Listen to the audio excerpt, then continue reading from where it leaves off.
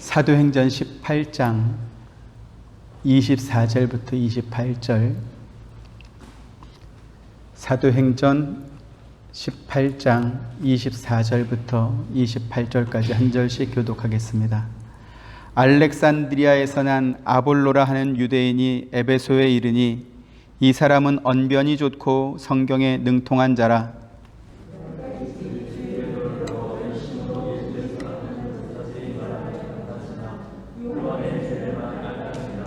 그가 회당에서 담대히 말하기를 시작하거늘 브리스길라와 아굴라가 듣고 데려다가 하나님의 도를 더 정확하게 풀어 이르더라.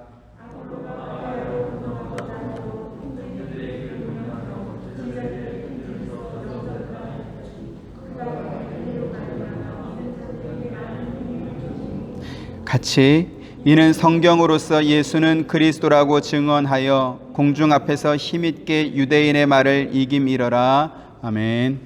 알렉산드리아 출신의 아볼로라고 하는 유대인이 등장합니다.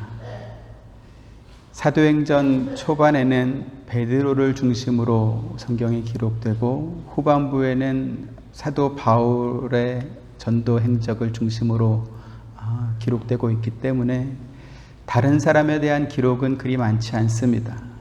하지만 아볼로라고 하는 목회자는 초대교회, 특히 고린도 교회에 많은 은혜를 끼친 그런 목회자였습니다. 24절에 아볼로를 소개하면서 알렉산드리아 출신이다 이렇게 설명하고 있습니다. 알렉산드리아는 기원전 332년에 알렉산더라는 사람에 의해서 세워진 도시입니다. 그리고 로마 제국 내에서 로마 다음으로 큰 도시였습니다. 이 알렉산드리아는 철학과 수학, 과학 등의 학문들이 굉장히 발달했던 도시였고요. 수학의 기하학의 창시자라고 하는 유클리드가 활동했던 곳이 또 이 알렉산드리아입니다. 신학적으로도 사도들의 뒤를 이어서 오리겐이나 혹은 아타나시우스 같은 분들이 목회했던 곳이 또 알렉산드리아입니다. 이처럼 당시의 알렉산드리아는 철학이나 신학처럼 인간의 내면 세계를 추구하는 학문뿐만 아니라 수학이나 과학처럼 실용적인 학문에 있어서도 아주 뛰어난 그러한 도시였다라는 것이죠. 오늘 본문을 기록한 누가가 아볼로를 소개하면서 알렉산드리아 출신이었다 이렇게 굳이 밝히는 것도 이 아볼로가 세상 학문에도 능통한 사람이었다라는 것을 강조하기 위함이었던 것으로 그렇게 보입니다. 그런가 하면 아볼로는 성경에도 능통한 사람이었습니다. 24절 같이 보시죠. 알렉산드리아에서 난 아볼로라 하는 유대인이 에베소에 이르니 이 사람은 언변이 좋고 성경에 능통한 자라 이랬습니다. 비록 아볼로가 아굴라 브리스길라 부부를 통해서 성경에 기록된 하나님의 도, 즉 복음을 배우기는 했지만 그러나 바울과 비견할 만큼 그의 어떤 성경을 아는 지식이랄지 혹은 그의 영향력이 대단했다라는 것을 우리가 확인할 수 있는 것입니다. 고린도전서 3장 6절 7절 한 절씩 보시죠.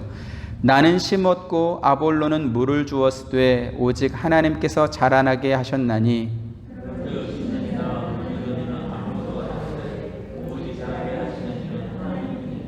네. 지금 바울이 하는 이 말은 바울과 아볼로 두 사람 모두 하나님 앞에서 똑같이 쓰임받았다라는 것을 강조함과 동시에 고린도 교회 내에서 아볼로의 영향력을 인정하는 그러한 말입니다. 같은 맥락에서 고린도 교회는 바울파, 베드로파, 그리스도파와 함께 아볼로파가 있었습니다. 같이 언급된 이름들의 면면이 너무나 대단하지 않습니까? 이렇게 보면 고린도 교회 안에서 이 아볼로가 얼마나 큰 영향력을 끼친 사람이었는가 하는 것을 우리가 알 수 있는 것이죠. 비록 아볼로라고 하는 목회자가 오늘날 성도들에게 잘 알려지지 않은 사람이긴 했지만 성경을 연구하는 학자들은 이 아볼로의 실력을 대단히 높게 평가합니다. 지난 시간에도 말씀드렸던 것처럼 히브리서의 저자가 누구냐라고 할 때에 바울이 기록했다 이렇게 말하는 사람만큼이나 아니다 아볼로가 기록했다 이렇게 보는 사람들이 있습니다. 왜냐하면 히브리서는 그 내용상 구약 성경에 정통한 사람이어야 쓸 수 있는 것인데 당시 초대교회 안에서 바울만큼 성경에 능통한 사람이 없다 이렇게 보기 때문에 히브리서도 역시 바울이 썼다 이렇게 보는 것입니다. 반면에 아볼로가 썼다 이렇게 주장하는 사람들은 바울이 쓴 다른 서신서들을 보면 늘 바울이 썼다라는 것을 이렇게 밝히고 있는데 히브리서에는 바울이 썼다라는 그러한 것이 드러나 있지 않다라는 것이죠. 그래서 다른 모든 것들에는 바울이 자기가 썼다라는 것을 말하는데 히브리서에는 그 말이 없기 때문에 이건 바울이 쓴 것은 아닌 것 같다. 그러면 바울이 아니면 누가 이 히브리서를 쓸 수 있는가? 바울만큼 구약 성경에 능통하면서도 자신을 드러내지 않고 겸손하게 히브리서를 쓸 수 있는 사람, 그 사람이 누구냐? 바로 아볼로였을 것이다. 이렇게 또 생각하는 것입니다. 이렇듯 히브리서의 저자에 관해서는 지금까지 공통된 의견이 없지만 분명한 것은 이 아볼로라는 사람이 이렇게 바울과 견주어질 만큼 대단한 실력을 가진 사람이었다라는 것은 오늘날 신학자들도 인정하는 바인 것입니다. 24절에 아볼로를 소개하면서 언변이 좋고 성경에 능통한 자다 이렇게 말씀합니다. 반면에 바울에 관해서는 고린도 교회 성도들이 이렇게 평하는 것을 우리가 볼 수 있습니다. 고린도후서 10장 10절 같이 보시죠. 시작. 그들의 말이 그의 편지들은 무게가 있고 힘이 있으나 그가 몸으로 대할 때는 약하고 그 말도 시원하지 않다 하니 이렇게 말합니다. 바울은 몸도 약하고 그 말하는 것이 시원치 않다 이런 평가를 하는 것이죠. 바울이 이러한 평가를 듣게 된 이유가 무엇일까요? 아마도 아볼로 때문이었을 것입니다. 앞서 살펴본 것처럼 아볼로는 성경에 능통하고 언변이 좋은 사람이었기 때문에 그렇습니다. 하지만 안타깝게도 우리는 성경에서 아볼로의 설교를 볼 수는 없습니다. 그러나 성경을 연구하는 학자들은 구약에서 가장 설교를 잘한 사람이라고 하면 이사야 선지자를 꼽고요. 신약에서 설교를 가장 잘한 사람 그러면 또 아볼로를 꼽기도 합니다. 바울 역시 고린도 교회 성도들이 자신의 설교에 대해서 박하게 평가하는 것에 대해서 부정하지 않았습니다. 야, 무슨 소리냐? 나도 설교 잘해. 이렇게 항변하지 않은 것입니다. 대신에 이렇게 말합니다. 11절 같이 또 봅니다. 이런 사람은 우리가 떠나 있을 때에 편지들로 말하는 것과 함께 있을 때 행하는 일이 같은 것임을 알지라. 네. 내가 편지로 쓰는 거는 잘하지만 말할 때는 참 약해 보이고 잘 못한다 이렇게 말하는 사람들이 있냐? 그렇다면 지금 내가 쓴 글이 무게가 있고 힘이 있는 하나님의 말씀을 전한다라고 하면 말을 못할 뿐이지 그 내용상 문제가 있는 것은 아니지 않냐? 내용은 충실하지 않냐? 이런 지금 말을 하는 것이죠. 바울의 이와 같은 표현은 고린도 교회에 보냈던 첫 번째 편지에서도 똑같이 드러나고 있습니다. 고린도전서 2장 1절에 3절 한 절씩 봅니다. 형제들아 내가 너희에게 나아가 하나님의 증거를 전할 때에 말과 지혜의 아름다운 것으로 아니하였나니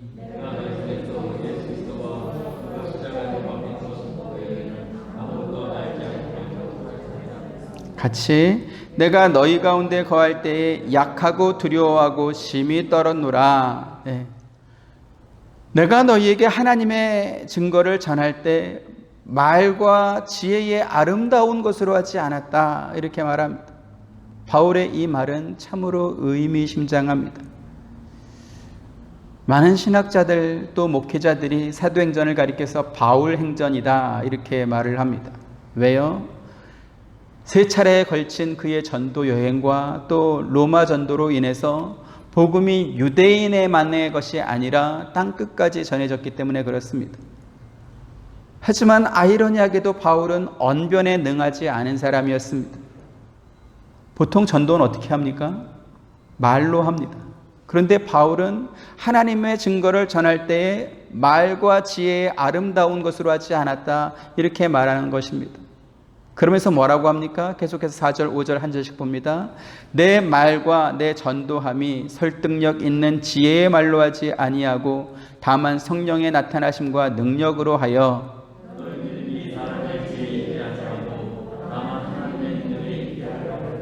네, 자신의 전도가 설득력 있는 지혜의 말이 아니라 성령의 나타나심과 능력으로 되는 것이다, 이렇게 말하면서 자기가 전도하는 능력, 말하는 능력으로 사람들을 전도한 것이 아니다라는 것을 분명하게 지금 말하고 있습니다. 같은 맥락에서 사람들이 믿음을 갖게 되는 것도 사람의 지혜에 설득돼서 믿음을 갖게 되는 것이 아니라 어떻게 해요? 하나님의 능력으로 말미암아 믿음을 갖게 되는 것이다, 이렇게 말하는 것이죠. 이 말씀을 통해서 우리가 분명한 한 가지 원리를 발견하게 됩니다. 우리가 교회에서 어떤 일을 할 때에 주와 복음을 위해서 일하는데 꼭 필요하니까 우리에게 혹은 나에게 능력을 더해달라, 이러한 기도를 자주 합니다. 그렇죠? 물론 우리가 주와 복음을 위해서 일하면서 성령의 도우심을 구하고 그분의 능력을 힘입어서 해야 되는 것은 분명한 사실입니다. 하지만 교회는 어떤 곳이냐? 달성해야 될 목표를 정하고 각자 채워야 할 몫을 그래프로 이렇게 표시해서 목표 달성을 위해서 정진해 나아가는 무슨 보험회사 직원이나 혹은 방문 판매회사, 그런 것이 아니라는 것입니다. 때때로 교회는 비효율적이고 더 많은 비용이 소모되는 일을 하기도 하는 것이 교회입니다. 예를 들어서 우리 어릴 적 교회를 한번 생각해 보시기 바랍니다. 성탄절 이브가 되면 이렇게 교회 저녁에 다 모여서 같이 떡국 먹고 기다리다가 밤 12시가 되면 조를 짜서 이렇게 성도들 가정을 방문해서 그 앞에서 이렇게 새벽송을 부르죠. 노래가 끝나고 나면 이제 문을 열고 과자나 초코파이나 빵이나 이렇게 선물들을 줍니다. 한 사람은 큰 자루에다 그거 다 받아가지고 이제 다 끝나면 교회 와서 싹 쏟아붓고, 그리고 이제 박스 다 풀어서 새로 포장을 하죠. 성탄 예배 끝나고 이 주일 학생들에게 줄 그 선물들을 만들기도 하고, 또 뭐 고아원이나 양로원이나 혹은 소방서나 경찰서나 이런데, 파출소나 이런데 수고하시는 분들에게 줄 이런 선물 상자들을 만드는 것입니다. 효율적으로 일을 하려면 이렇게 손이 빠른 똘똘한 어른들 몇 사람이 이렇게 하면 금방 끝납니다. 근데 그 일 누가 합니까? 학생들이 하고 청년들이 합니다. 제사보다 잿밥에 훨씬 더 많은 아이들이 이렇게 모여가지고 그거 뜯어가지고 포장하는 겁니다. 그래서 어떤 때 보면 주일 학생들을 위해서 만드는 그 선물보다 그 아이들이 그거 한다고 까먹은 게 훨씬 더 많습니다. 근데 어른들 누구도 야 그거 먹으면 안 돼, 그렇게 야단치지 않습니다. 왜 그렇습니까? 원래 교회가 그런 거 하는 곳입니다. 그리고 그렇게 교회 일을 배우는 곳이기 때문에 그렇습니다. 그러면 철없는 청소년들, 학생들만 그렇게 할까요? 어른들도 별로 다르지 않습니다. 뭐 도끼인 객긴 그렇습니다. 수련회를 가거나 어린이 여름 성경학교를 하거나 혹은 무슨 행사를 준비하면서 기관에 임원되는 사람들이 회의한다고 모이고 사전 답사한다고 모이고 그러면서 밥 먹고 또 교통비하고 그러면서 쓰는 돈이 또 만만치 않은 것입니다. 어떤 때는 행사비만큼 준비 비용이 많이 들어가기도 합니다. 그래서 행사 끝나고 이제 결산할 때 야 짜장면이면 됐지 소고기가 웬 말이냐, 모둠회는 왜 먹냐, 이러면서 이제 막 또 싸우기도 하는 것입니다. 그런데요, 교회는 그런 곳입니다. 두세 명이 모여서 1시간이면 끝날 일을 10대 명이 모여서 4시간 하고도 못 끝내가지고 밥 먹고 헤어집니다. 그리고 내일 와서 또 하자, 이런 곳이 또 교회입니다. 그래서 우리에게 능력을 더해달라라고 할 때에 그 능력은 뭡니까? 목적했던 일, 목표했던 일을 성공적으로 잘 마치는 것뿐만 아니라 함께 모여서 같이 하는 능력이기도 한 것입니다. 정말 그럴까요? 이와 같은 모범을 가장 잘 보여주신 분이 있습니다. 누구겠습니까? 바로 예수님입니다. 예수님은 인간을 구원하기 위해서 세상에 오신 분입니다. 그리고 그 구원의 사역을 이루는 데 있어서 사람의 도움이 필요한 분이 아닙니다. 예수님은 능력과 속성과 그 영광에 있어서 하나님과 본체이신 한 분이신 그런 분입니다. 그런데 이 예수님께서 사람을 구원하는 이 일을, 물론 십자가의 대속으로 사람을 구원해야 되는 인간의 죄를 씻는 이 부분에서는 혼자 감당하셨지만, 그러나 구원받을 백성을 모으는 이 일에 대해서는 혼자 그 일을 하시는 것이 아니라 제자들을 불러서 그들과 함께 지내면서 그들에게 본을 보이시고 또 그들에게 전도의 사명을 맡기셨다라는 것이죠. 마태복음 28장 18절에서 20절 한 절씩 봅니다. 예수께서 나와 말씀하여 이르시되 하늘과 땅의 모든 권세를 내게 주셨으니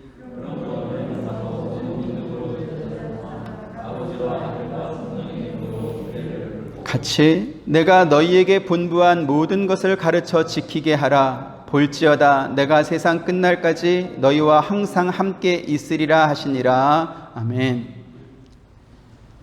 전도하는 데 있어서 가장 좋은 방법은 뭡니까? 아마도 주님께서 천사를 보내고 마귀를 보내는 방법이 가장 확실할 겁니다. 꿈이나 환상으로 보여주시든지 아니면 사고나 중병에 걸리게 하든지 하여간 어떤 특별한 방법으로 천국과 지옥을 이렇게 보여주시고 나서 내 말 안 들으면 너 이렇게 된다, 내 말 들으면 너 천국 간다, 이렇게 하면 그냥 끝날 겁니다. 그런데 가장 쉬운 전도의 방법을 택하지 않으시고 제자들에게 그 일을 지금 맡기고 있습니다. 여러분, 이 일이 이해가 이렇게 되십니까? 사람들은 언제나 자기를 과대평가하는 경향이 있습니다. 내가 공부를 조금만 더 잘했더라면, 우리 부모님이 나에게 조금만 더 지원해 줬더라면, 한 번만 내게 기회가 있었더라면 내가 지금보다 훨씬 낫게 살 수 있을 것이다, 혹은 내가 성공했을 것이다, 이런 생각을 하는 것이죠. 지금 예수님께서 하신 이 명령도 하늘과 땅의 모든 권세까지는 아니라 할지라도 나에게 신유의 은사를 준다든지 아니면 예언의 은사를 준다든지 혹은 이렇게 손만 이렇게 확 내밀면 훅 쓰러진 그런 어떤 능력만 주면 내가 세상 모든 사람을 다 전도할 수 있을 거다, 이렇게 생각하는 것입니다. 여러분, 정말 그럴까요? 그런 능력이 있으면 내가 세상 모든 사람을 다 전도할 수 있을 것 같습니까? 그러면 바꿔서 이렇게 한번 생각해 보겠습니다. 주님께서 당신의 가진 그러한 권능과 어떤 권세와 능력, 이러한 것들을 사람에게 주어서 시키는 것과 그냥 주님께서 직접 하는 것과 어떤 게 더 빠르고 효율적일 것 같습니까? 사람에게 주어서 시키는 겁니까? 아니면 본인이 직접 하는 겁니까? 본인이 직접 하는 게 훨씬 쉬울 것입니다. 그런데 주님께서 그렇게 안 하셨죠. 여기 지금 하늘과 땅의 모든 권세를 내게 주셨으니 라고 하는 이 말씀은 세상을 구원할 권세를 하나님께서 예수님에게 주셨다라는 말씀이지 그 권세를 우리가 받았다라는 말씀이 전혀 아닙니다. 그러면 우리가 받은 것은 무엇입니까? 예수님께서 세상 끝날까지 내가 너희와 항상 함께 있겠다라고 하는 이 약속입니다. 그래서 이 약속을 받은 우리가 해야 될 일은 뭡니까? 세상으로 가서 모든 민족을 제자로 삼아 아버지와 아들과 성령의 이름으로 세례를 베풀고 주님께서 우리에게 분부한 모든 것을 가르쳐 지키게 하는 이 일을 우리가 해야 되는 것입니다. 자, 제자로 삼고 세례를 베풀고 가르쳐 지키게 하라. 이것을 하려면 어떻게 해야 되겠습니까? 그 일을 하는 자가 그 일을 어떻게 해야 되는 건지 이렇게 먼저 보여줘야 되는 것이죠. 가르치는 자, 베푸는 자가 먼저 본을 보여야 되는 것입니다. 예수님께서 제자들을 불러서 택하신 이유가 바로 이것 때문이고, 또 승천하시기 전에 이와 같은 명령을 주신 이유가 바로 이런 이유 때문입니다. 그리고 오늘날 교회는 예수님의 이 명령 위에 세워져 있는 것입니다. 그래서 교회는 어떤 곳입니까? 일 잘하는 사람이 빨리 혼자 끝내고 임무 완수 딱 손 털고 끝내는 것이 아닌 것입니다. 교회는 제자로 삼고 가르쳐 지키도록 하기 위해서 답답함을 참는 곳입니다. 예수님께서 베드로를 참으셨고 도마를 참으셨고 세례 요한을 가룟 유다를 참으신 것처럼 그렇게 참는 곳인 것입니다. 오늘 본문에 아볼로는 언변이 능한 그것 때문에 쓰임을 받습니다. 하지만 바울은요, 말이 능하지 못한 그것 때문에 또 쓰임 받고 있습니다.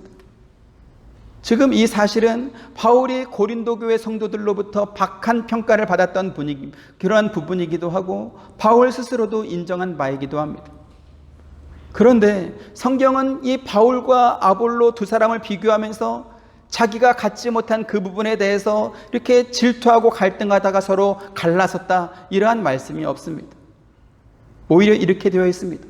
고린도전서 4장 6절에서 7절, 형제들아, 내가 너희를 위하여 이 일에 나와 아볼로를 들어서 본을 보였으니 이는 너희로 하여금 기록된 말씀 밖으로 넘어가지 말라 한 것을 우리에게서 배워 서로 대적하여 교만한 마음을 가지지 말게 하려 함이라.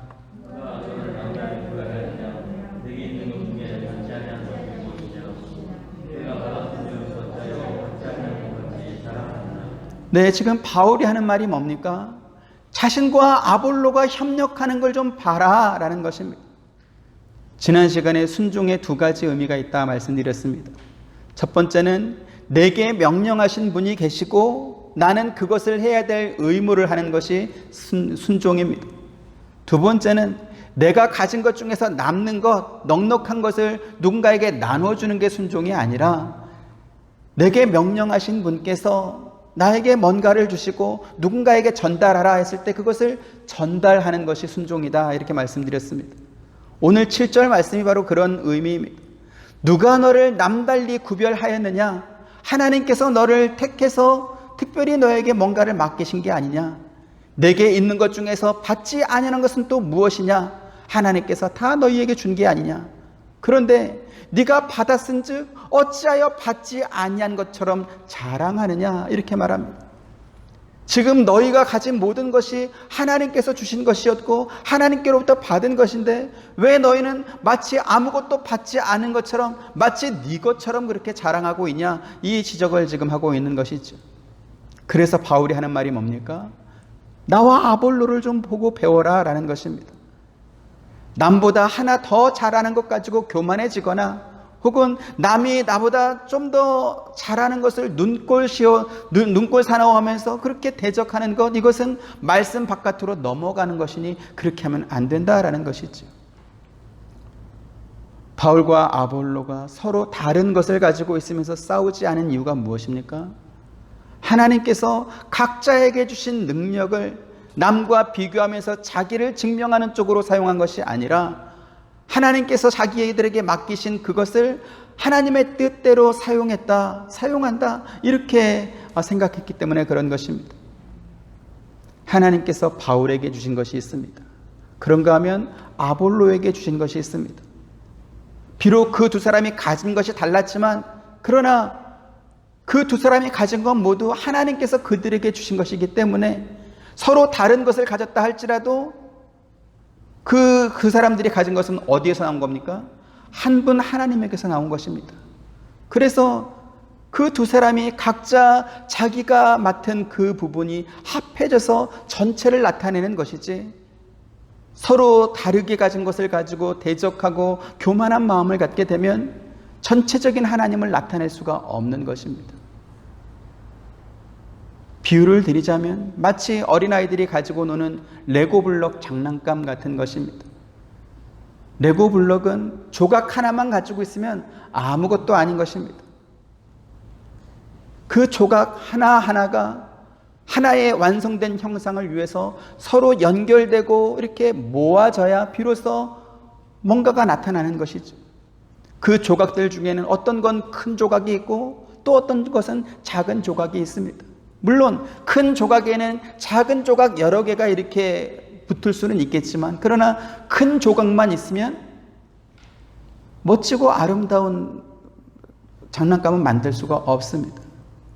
그리고 혹시 아시는지 모르겠지만 비싼 레고 블럭일수록 작은 조각들이 많고 다양한 모양이 많습니다. 레고 블럭뿐만 아니라요, 우리 인간이 사는 사회도 사실 같은 이치로 움직입니다. 각자가 가진 재능과 방법대로 자기의 역할만 잘하면 사실 사회는 아무 문제가 없습니다. 그런데 죄의 본성을 가진 인간은 자기가 가진 것에 만족하기보다는 내게 없는데 다른 사람에게 있다면 그 사람에게 있는 것을 빼앗아서라도 자기 것으로 만들고 싶은 그러한 마음을 갖고 있습니다. 세상의 전쟁과 분쟁이 그치지 않고 갈등과 대립이 끊이지 않는 이유가 바로 이런 점 때문에 그런 것입니다. 그래서 바울은 너희를 위하여 이 일에 나와 아볼로를 들어서 본을 보였다, 이렇게 성경에 말합니다. 바울에게는 아볼로가 가지셨던 언변의 능력이나 건강함은 없습니다. 하지만 하나님께서 바울에게 주신 부분이 있습니다. 아볼로 역시 바울이 갖지 못했던 어떤 특별하고 좋은 부분을 분명히 자신이 가졌지만, 그러나 그것을 가지고 바울과 비교하면서 내가 더 잘났다 이렇게 자랑하지 않습니다.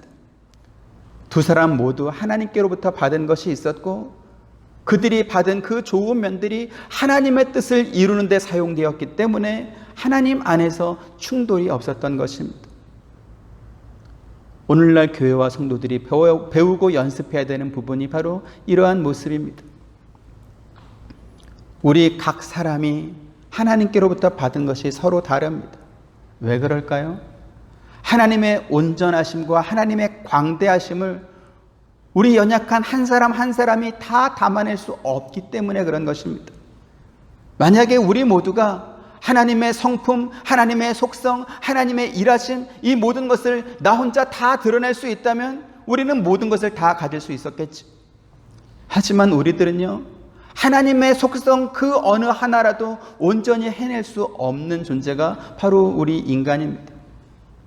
예를 들어서 사람들은 하나님에 대해서 말할 때 하나님은 사랑이시다 이렇게 말합니다. 그 사랑은 하나님이 가진 많은 성품과 속성 가운데 하나에 불과합니다. 그런데 하나님에게 있는 그 수많은 속성 가운데 사랑이라는 그 한 부분조차도 우리 인간은 온전히 다 담아낼 수 없는 존재입니다. 그래서 어떤 사람은 이러한 모양으로 하나님의 사랑을 드러내고 또 어떤 사람은 저런 모양으로 하나님의 사랑을 드러내는 것입니다. 그런데 이와 같은 원리를 이해하지 못하고 마치 자기만이 하나님의 사랑을 다 표현할 수 있을 것이다 이렇게 생각한다면 그것이 바로 교만입니다. 한번 따라해 보시죠. 교만. 다른 사람이 표현하는 그 하나님의 사랑을 인정하지 않으려는 것, 그건 뭘까요? 그건 독선입니다. 따라해 보시죠. 독선. 다른 사람이 표현하는 그 하나님의 사랑을 내 방법으로 바꾸려고 하는 것, 그것은 하나님께서 그 사람에게 준 은사와 명령을 무시하는 월권입니다. 따라해 보시죠. 월권. 네. 이와 같은 교만, 독선, 월권, 이러한 모든 것들은 죄의 본성 원조에서 나온 열매들입니다. 그래서 오늘 우리가 지금 살펴보려고 하는 것은 오늘날 교회에 잘 알려지지 않은 이 아볼로에 대한 재발견, 그의 능력과 그의 성취와 그의 어떤 뛰어남과 이런 것들을 이야기하려고 하는 것이 아닙니다. 오히려 아볼로는 어떤 면에서 바울보다 뛰어난 능력을 가지고 있었음에도 불구하고 그는 철저하게 하나님 앞에서는 순종했었고 사람들 앞에서는 무명으로 남아있는 그러한 사람입니다. 아볼로는 고린도 교회에서 자기 자신을 바울과 대등한 실력 있는 사람으로 여긴 적이 없었고 오히려 스스로 자신을 감추고 하나님께서 자기에게 주신 그 능력에 순종했던 사람입니다. 그래서 오늘 우리가 배우고자 하는 것이 아볼로의 이와 같은 모습입니다. 우리가 교회의 머리이신 또 그 머리로 세우신 교회의 지체가 되어서 신앙생활한다는 것은 하나님께서 각자 자신에게 맡겨주신 그 일을 책임있게 잘 순종한다라는 것입니다. 고린도전서 12장 14절에서 20절 한 절씩 봅니다. 몸은 한 지체뿐만 아니요 여럿이니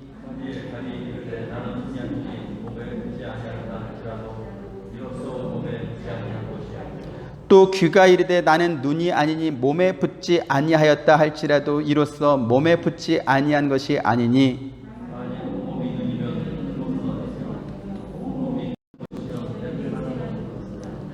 그러나 이제 하나님이 그 원하시는 대로 지체를 각각 몸에 두셨으니 같이 이제 지체는 많으나 몸은 하나라. 아멘. 이제 지체는 많으나 몸은 하나라. 바울과 아볼로가 보였던 모범이 바로 이런 것입니다. 하나님께서 바울에게 맡기신 부분이 어떤 것입니까? 내 이름을 이방인과 임금들과 이스라엘 자손에게 전하기 위해서 택한 나의 그릇이다 라고 했습니다. 그리고 바울은 그 일을 위해서 많은 고난을 받아야만 했습니다. 그러면 하나님께서 아볼로에게 맡기신 일은 무엇입니까? 성경으로서 예수는 그리스도라고 증언하여 공중 앞에서 힘있게 전하는 그 일을 아볼로에게 또 맡기신 것이죠. 그래서 하나님께서 바울에게 맡기신 일이 있고 아볼로에게 맡기신 일이 있습니다. 그리고 그 두 사람은 하나님께서 자기들에게 맡겨주신 그 일에 충성했던 것이지, 사람들이 그 두 사람을 비교하면서 이렇게 평가하고 편 만들고 수군대는 그 일에 휘둘리지 않았다라는 사실을 우리가 배워야 되는 것입니다. 죄의 본성, 원죄를 타고난 사람들은 늘 다른 사람과 경쟁하기를 좋아합니다. 남과 비교하면서 조금이라도 내가 상대방보다 나은 위치, 높은 위치, 더 많이 가진 위치에 있을 때 성취감을 느끼고 만족감을 느낍니다. 그런데 이런 죄의 본성은 자기 자신만 경쟁하는 것이 아니라 가만히 있는 다른 사람도 경쟁하도록 부추기고, 그래서 끝내 그 사람들이 다투고 싸우게 만드는 것입니다. 고린도 교회 성도들이 바울과 아볼로를 비교합니다. 그러면서 누가 잘하나 편을 나누어서 다투었던 이유가 바로 그런 것입니다. 바울과 아볼로는 서로 경쟁하고 싶은 마음이 없는데 그 두 사람은 그냥 가만히 있는데, 심지어 바울은 고린도에 있는 것도 아니고 다른 데 돌아다니면서 전도하고 있는데 굳이 고린도 교회 안에서 나는 아볼로 편이다, 나는 바울 편이다 그러면서 막 경쟁을 시키는 것이죠. 교회는요, 서로 경쟁해서 승자와 패자를 결정하는 스포츠가 아닙니다. 오히려 교회는 많은 사람들이 모여서 한 노래를 부르는 합창과 같습니다. 그래서 교회마다 성가대를 세우는 가장 중요한 이유가 뭘까요? 이와 같은 교회의 원리를 이렇게 노래로서 보여주려고 성가대를 세우는 것입니다. 우리가 아는 바와 같이 합창에는 네 파트가 크게 있습니다. 소프라노, 엘토, 테너, 베이스 이렇게 있죠. 이 사람들이 서로 목소리를 모아서 하나의 노래를 조화롭게 만들 때, 화음을 만들 때, 그때 아름다운 노래로 우리 귀에 들리는 것입니다. 자, 그러면 합창하는 사람들이 가장 잘해야 되는 게 뭘까요? 자기가 맡은 그 소프라노, 엘토문, 엘토 그 노래를 틀리지 않고 잘 부르는 것일까요? 그거 아닙니다. 서로 경쟁하지 않는 것입니다. 합창하는 사람들이 저마다 자기 목소리를 듣게 해주려고 막 소리를 크게 지른다. 그 순간 그 합창은 망한 노래가 되는 것입니다. 4개의 파트가 있지만 그 4개의 파트가 서로 경쟁하지 않아야 될 뿐만 아니라 그 파트 안에서도, 테너 파트 안에서도 자기 목소리가 튀지 않아야 그 노래가 완성되는 것입니다. 계속해서 성경 봅니다. 고린도전서 12장 21절부터 27절. 눈이 손더러 내가 너를 쓸 데가 없다 하거나 또한 머리가 발더러 내가 너를 쓸 데가 없다 하지 못하리라.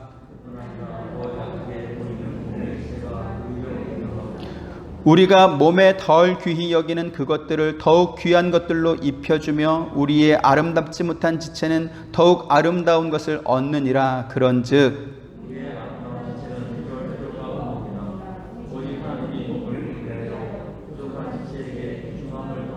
몸 가운데서 분쟁이 없고 오직 여러 지체가 서로 같이 돌보게 하셨느니라.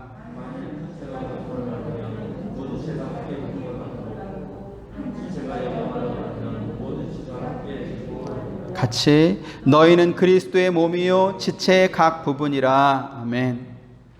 눈만 많이 있는 사람이나 손만 많이 있는 사람을 우리가 상상할 수 없습니다. 성경에서 교회를 설명할 때 그리스도를 머리로, 또 우리 각 사람을 그 그리스도의 몸의 지체로 표현하는 것이 바로 이러한 이유 때문입니다.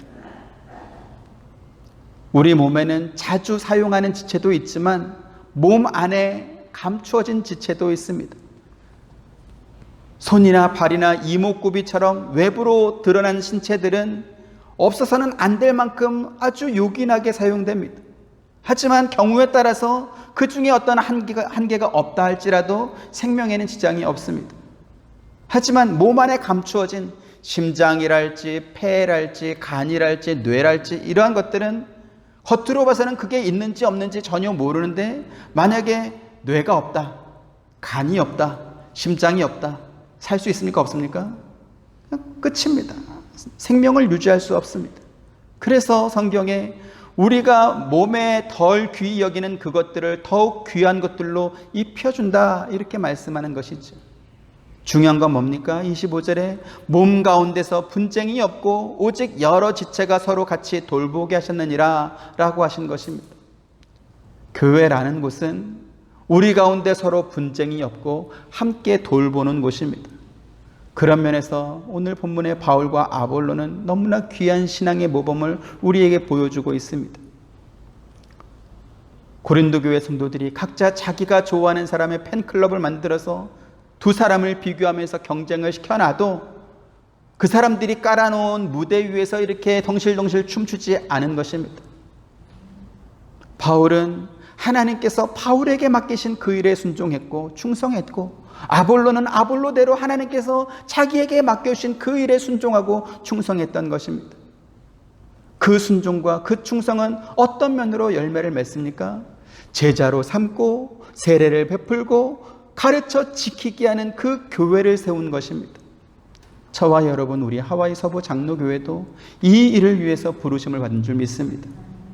먼저 온 사람은 먼저 온 사람대로 모범을 보여야 될 것이고, 나중 온 사람은 나중 온 사람대로 자기보다 늦게 올 사람들을 위해서 또 모범을 보여야 될 것입니다. 자기도 지키지 않는 말씀을 다른 사람에게 지키라 이렇게 요구할 수 있습니까? 그럴 수는 없습니다. 하나님 나라에서는 누가 먼저고 누가 나중냐를 따지냐, 이거 의미 없습니다. 누가 높고 누가 낮냐, 그것도 의미가 없습니다. 하나님 나라는 하나님의 뜻대로 행하는 사람이 가는 곳이고, 그러한 사람이 칭찬받는 곳이기 때문에 그렇습니다. 오늘 우리는 어떤 면에서 무명에 가까운 아볼로의 위대한 순종을 배우고 있습니다. 저와 여러분, 우리 하와이 서부 장로교회도 그와 같은 순종을 잘 해나가기를 주님의 이름으로 축원드립니다. 하나님께서 나에게 가장 적합한 것을 주셨습니다. 또 다른 사람에게 가장 적합한 것을 주셨습니다. 내 마음에 들지 않는다고 함부로 바꾸려고 하지 마시고, 쟤는 나보다 못한 것 같은데 왜 더 유명한가, 이것 가지고 고민하지 마시고 그대로 쓰임 받으시면 됩니다. 5개 받은 사람은 5개 받은 대로 쓰임 받아서 칭찬받았고, 2개 가진 사람은 2개 가진 바대로 쓰임 받고 칭찬받는 것입니다. 하나님 앞에서는 똑같습니다. 이 원리 기억하시고 서로 하나 되고 협력하고 한 지체를 이루고, 그래서 같이 가는 교회가 될 수 있기를 주님의 이름으로 축원드립니다. 은혜로우신 아버지 하나님, 감사합니다. 알려지지 않은 아볼로를 통해서, 또 아볼로와 비교되며 무시당했던 바울을 통해서 우리가 신앙의 교훈을 배웁니다. 내가 드러나는 곳이 교회가 아니라 그리스도 예수의 머리와 그 몸이 온전해지는 것이 교회인 것을 배워봅니다. 하나님께서 우리에게 가장 적합한 것을 주셨사오니 우리가 받은 것을 가지고 남과 비교하지 않고 주신 명령에 순종하며 충성하는 우리가 되게 하여 주옵시고, 서로 합력하여서 하나님의 선한 일을 잘 이루어 나가는 우리 교회가 될 수 있도록 은혜 더하여 주옵소서. 예수님의 이름으로 기도드립니다. 아멘. 지금은 우리 주 예수 그리스도의 사랑과 하나님의 크신 은혜와 보혜사 성령님의 감화감동 교통하심이 머리 대신 그리스도를 중심으로 한 교회와 한 지체를 이루어 나가는 사랑하는 모든 성도님들의 머리 위에와 가정과 생업과 행하시는 모든 일들 가운데 지금부터 영원토록 함께 있기를 축원하옵나이다. 아멘.